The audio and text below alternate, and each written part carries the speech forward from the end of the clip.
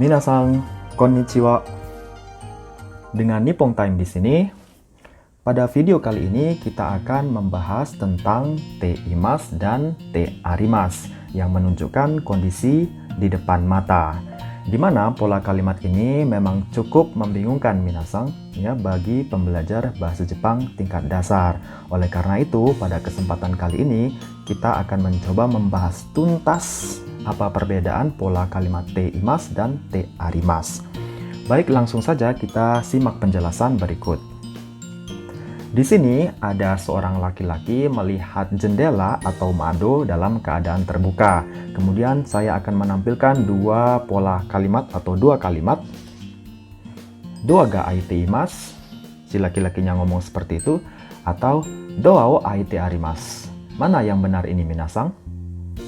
Ya, yang paling tepat dalam situasi seperti ini adalah doa ga aite imasu.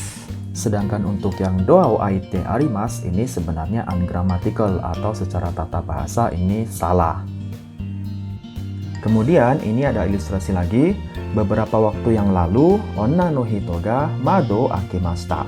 Beberapa waktu lalu ya, di situ di ruangan itu ada orang yang membuka, ada perempuan yang membuka jendela. Kemudian sekarang ada seorang laki-laki yang mengatakan mado ga aite imasu atau mado ga akete arimasu. Mana yang paling tepat untuk menunjukkan kondisi seperti ini? Ya, yang paling benar kalau dilihat dari situasinya adalah mado ga akete arimasu. Nah, kenapa bisa demikian? Mari kita simak penjelasan dalam video ini sampai selesai ya, minasan. Secara umum ada tiga perbedaan antara pola kalimat te imasu dan te arimasu. Yang pertama yaitu kata kerja jidoshi ini hanya boleh diikuti oleh te imasu saja minasan. Tadoshi tidak bisa digunakan untuk te imasu. Untuk pola yang ini saja ya minasan, saya tidak membahas pola yang lainnya. Kemudian yang kedua, kata kerja jidoshi tidak dapat diikuti te arimasu, ini sebaliknya. Kemudian yang ketiga, tadoshi itulah yang diikuti oleh te arimasu. Jadi jangan ketukar ya minasan. Untuk penjelasan jidoshi dan tadoshi silahkan buka di video saya sebelumnya ya minasan.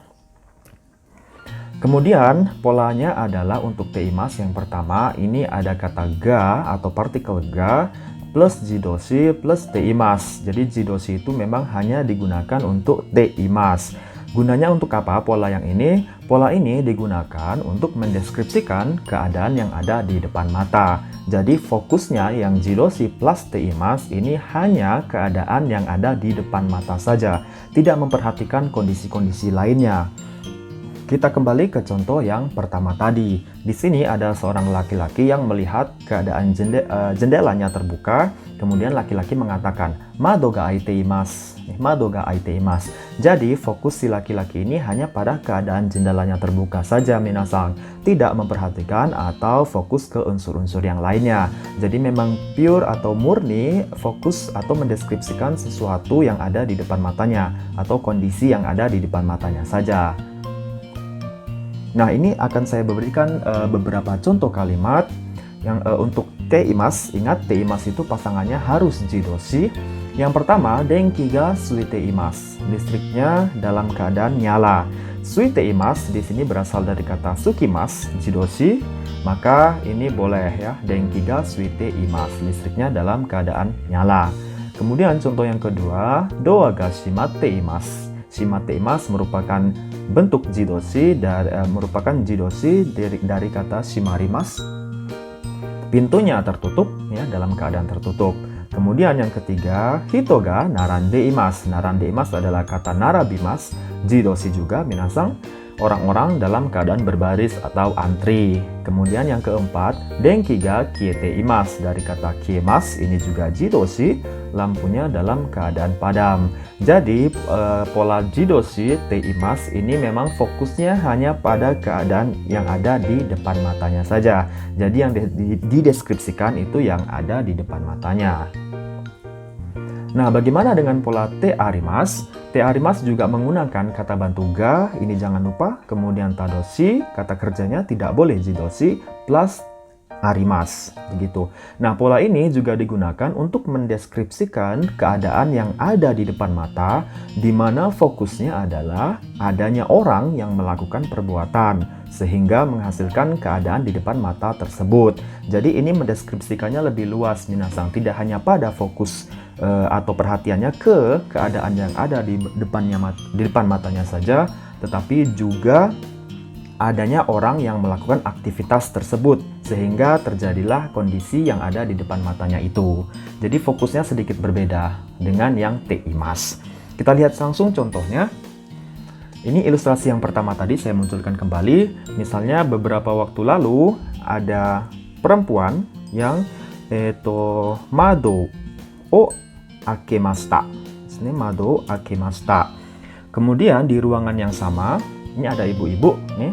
Sekarang misalnya ada ibu yang pertama ngomong suzushi desu ne. Kemudian ibu yang kedua so desu ne, doa ga akete arimasu ne.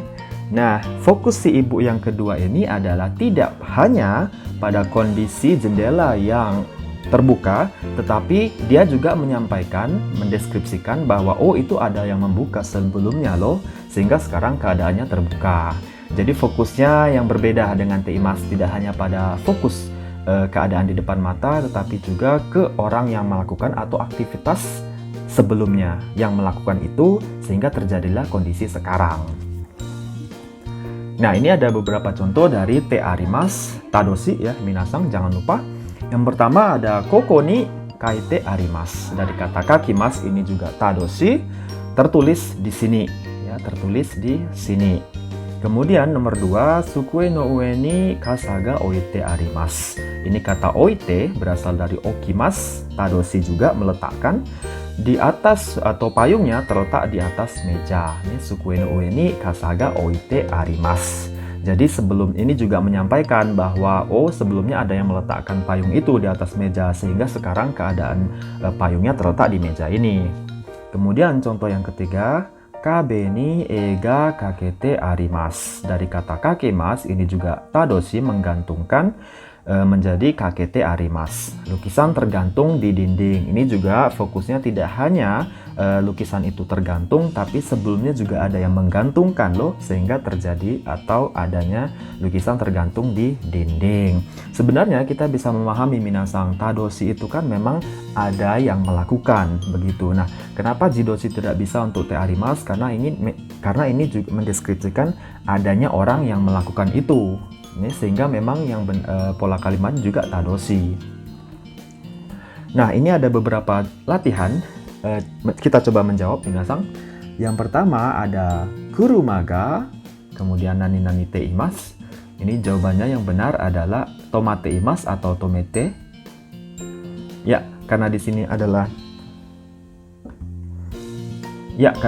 adalah teimasu, otomatis kita harus memilih yang jidoshi, yaitu tomate imasu. Dari kata tomarimasu ini adalah jidoshi, sedangkan tomemas atau tomete imasu itu adalah tadoshi. Tidak boleh untuk pola kalimat yang ini. Kemudian nomor 2, garasu ga kowarete arimasu atau imasu. Ya, sebelumnya saya kasih tahu kowaremas itu adalah jidoshi. Maka jawaban yang paling benar adalah otomatis yang B, yaitu imasu. Kowarete imasu. Garasu ga kowarete imasu. Ya, kacanya pecah. Kemudian yang ketiga, hong ni namae ga nani te arimasu. Ini juga sudah pasti kita cari yang tadoshi ya, karena di sini ada te arimasu. Ya, jawabannya adalah kaite arimasu, tidak kakarete. Ini kakarete bentuk ukemi ya, tidak bisa. Ini ungrammatical sekali yang B. Maksud jawabannya yang kaite arimasu. Kemudian yang keempat, karenda wa kabe ni kakete. Nah, ini sudah pasti kakete adalah tadoshi, sehingga jawabannya yang B, kakete arimasu. Kalendernya tergantung di dinding. Begitu. Jadi, dari sini minasang kita memang harus memahami betul penggunaan atau kata kerja jidoshi dan tadoshi. Kalau itu tidak paham, maka akan sulit untuk memahami apakah kita menggunakan te imasu atau te arimasu nantinya. Sebelum saya akhiri, saya akan menyimpulkan kedua perbedaan te imasu dan arimasu. Yang pertama, untuk yang te imasu, ini kata kerjanya jidoshi. hanya jidoshi, tadoshi tidak bisa. Kemudian perhatian atau fokusnya secara makna ini pada keadaan di depan matanya saja, tidak mengandung unsur-unsur lain atau tidak memperhatikan unsur-unsur yang lainnya. Kemudian untuk yang te arimasu ini kata kerjanya tadoshi saja, jidoshi tidak bisa, tidak boleh. Kemudian fokusnya secara makna atau ini fokusnya perhatiannya tidak hanya pada keadaan di depan mata saja, tetapi pada aktivitas yang melakukan sebelumnya, sehingga terjadilah keadaan apa yang di depan matanya sekarang. Itu kedua perbedaan antara te imasu dan te arimasu. Mudah-mudahan minasang dapat memahaminya dengan baik. Sekian pembahasan di video kali ini, mudah-mudahan dapat dipahami dengan baik dan membantu meningkatkan kemampuan bahasa Jepang kita semua. Jangan lupa minasang minta bantu untuk subscribe untuk perkembangan video pembelajaran bahasa Jepang berikutnya. Arigatou gozaimashita, sampai bertemu di video selanjutnya. Terima kasih, sayonara.